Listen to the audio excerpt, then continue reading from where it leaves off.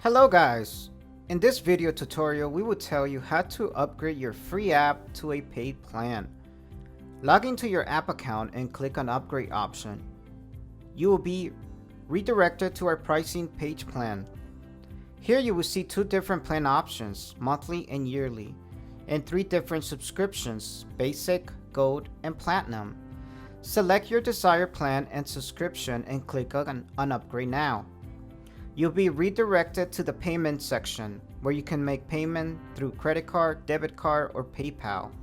Now enter your payment details and click on Complete Secure Payment to finish upgrading your free app to a paid plan.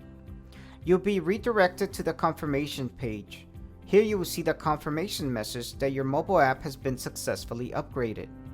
To check your subscription status, go back to your app in My App section.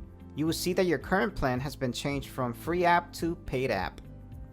That's all for now. Thank you for watching. Please subscribe to our YouTube channel and hit the bell icon to get the updates as soon as they are live.